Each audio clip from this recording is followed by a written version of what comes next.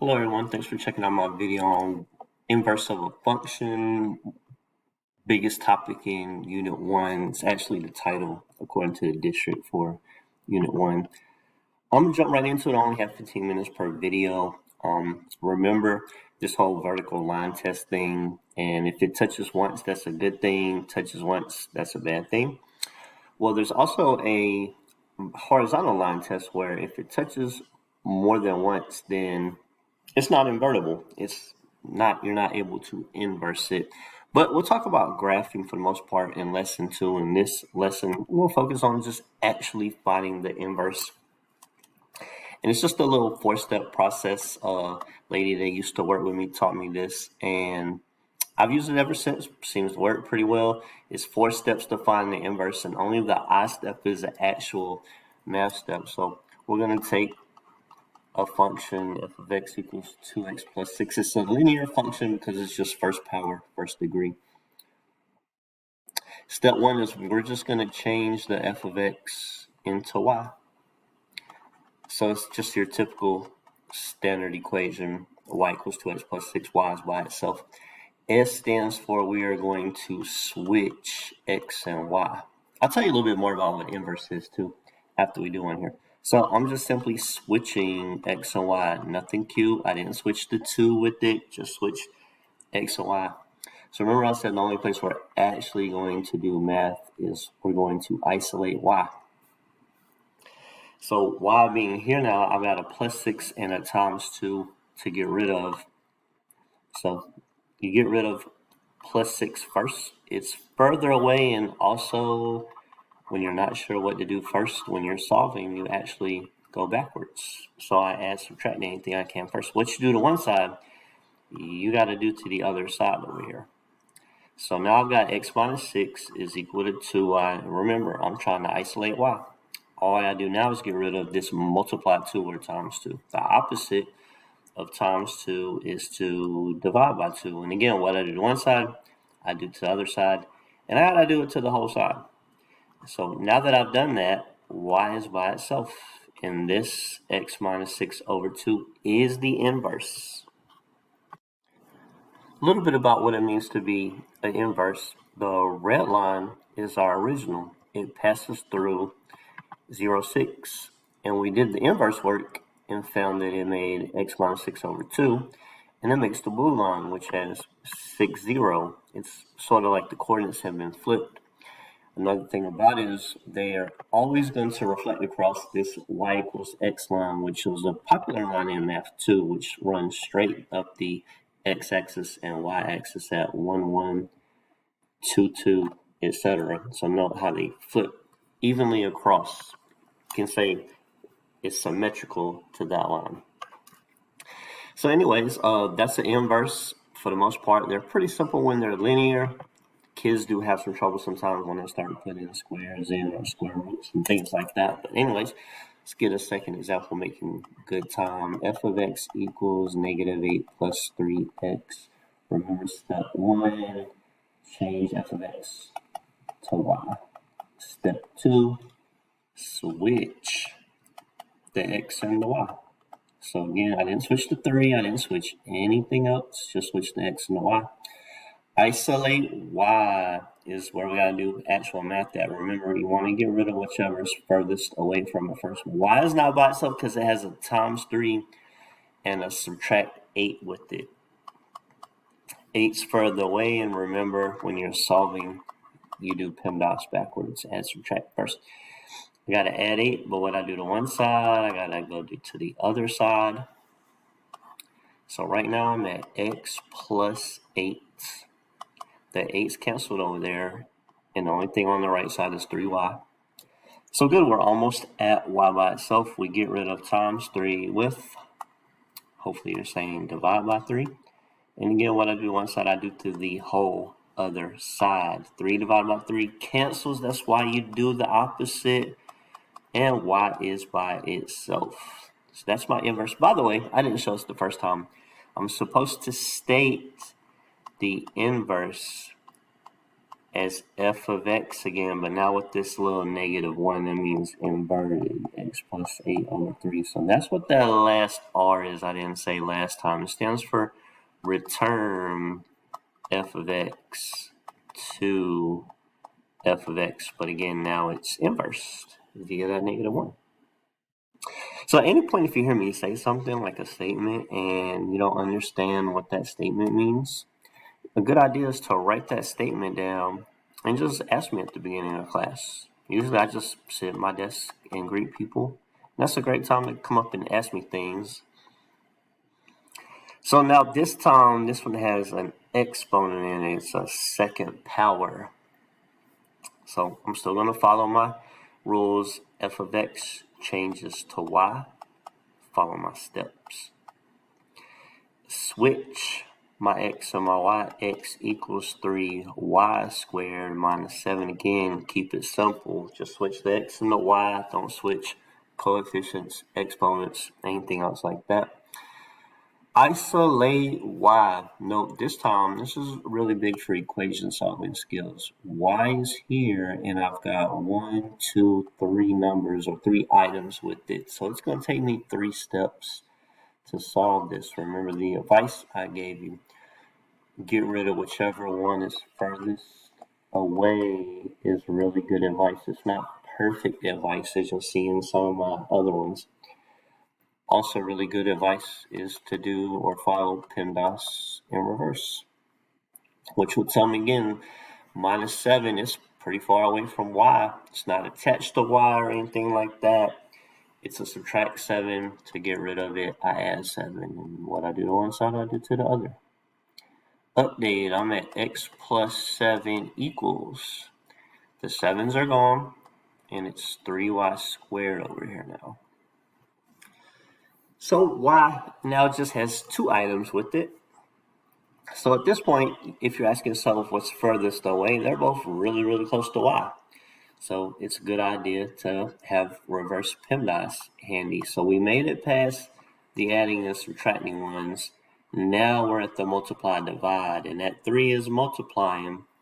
You get rid of a multiply 3 with the divide 3. And again, what I do to one side, I do to the other side.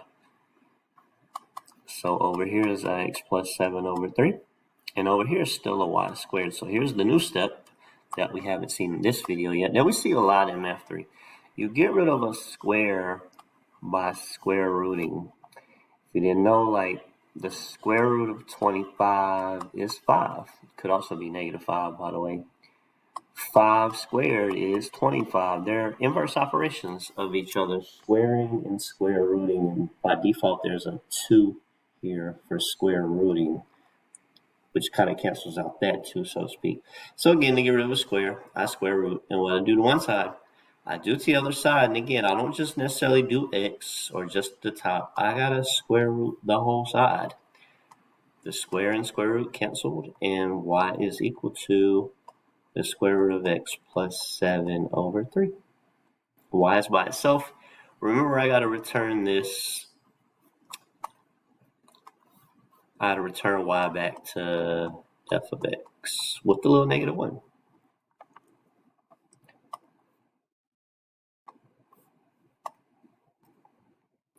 So ones that kids miss a little more often are ones like this. So I'm going to squeeze in a couple more examples here before I wrap my video up. They look very similar, well, especially in the next one, but you got an x minus 6 squared and an x squared minus 6. On this one, both the x and the 6 are squared. If I'm going to inverse this, I'm still doing FSIR. I'm going to change this to y. I'm going to switch my x and my y. And now I got to isolate. So what's furthest away from y? The 6 or the square? Definitely the square. But in reverse PEMDAS, you might recall that it tells you to add subtract first, but 6 is trapped by the parentheses. So kind of neither one of the rules is like a perfect works every time rule. It kind of takes a little bit more deeper understanding of solving equations to feel 100% accurate about that. But again, the square is furthest away. And even though that's an exponent and that's at the end, again, I can't get rid of minus 6 because it's trapped inside. I have to untrap it, so to speak. So I get rid of a square, as you saw in the last example, by square rooting. And what I do to one side, I'm going to do to the other side. So now I'm at square root of x equals y minus 6. And I don't need the parentheses anymore because there's no square. So here's where I'm at, and remember the goal is to isolate y and get y by itself, which is easy now. I just simply add 6. Now when that 6 comes over, that 6 will be on the outside because the square root was already over there, and we just brought over a plus 6. We did not bring over a square root of 6 or anything like that. Y is by itself, I'm good. Remember, I return this back to f of x. Now, note on this one how the square is only on the x. Does that necessarily mean I still do the square first since we did the square first on this one? Well, remember, what's furthest away from, well, look, got to do my other steps first. F of x, change your f of x to y. Switch your x and your y. One of the biggest mistakes I see, even with smarter kids, they'll try to skip steps, and if I do that, sometimes I'll mess it up too. Isolate y. I did my f, I did my s. 6 minus 6 is furthest away, so I'm going to add 6. What I do to one side, I do to the other side. X plus 6 is equal to y squared.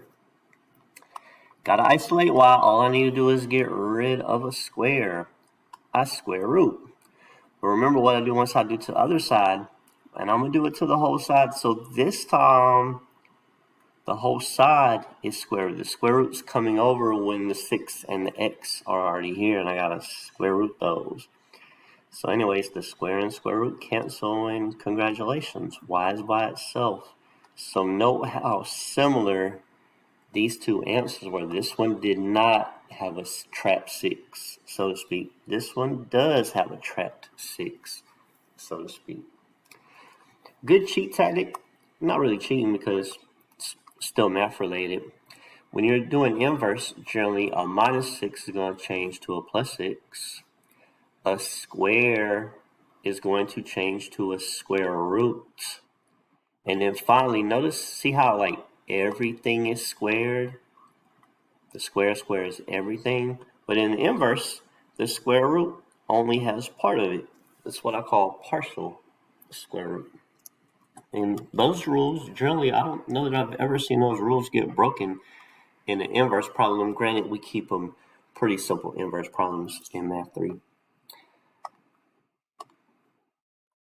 One more screen, not sure if I have time on video.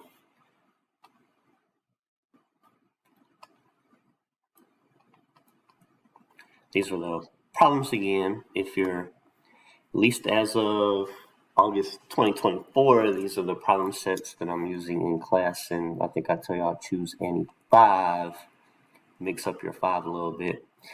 Oh yeah, so these two are very similar, just like the two I just did. Note how this x plus 5 is entirely square rooted, whereas in this one it's just the x. So when I square root those, one of them is a partial right now, but the inverse is going to be the whole thing, and a square root will turn into a square. So with just a minute left, I'm going to be kind of fast about it. Y equals root of x plus 5. I got to switch. Again, don't get cute. Don't switch anything else. Just switch the x and the y. 5 is further away. I'm going to subtract 5. We know how to get rid of a square root. We square. What I do to one side, I got to do to the other side. I do it to the whole side. So I need to do that. Square and square root cancel. Y is equal to x minus 5 squared. I would bet on this one it's going to be x squared minus 5, aka a partial square, because the whole thing is square rooted. Only part of it in the inverse is going to be squared. Plus 5 is going to change to minus 5. I don't mind working that out for you. Personally, I probably will work it out in class. It just didn't make the video. But anyways, tomorrow, next video is graphing inverses. So 2 days to get good at it. Thanks for watching.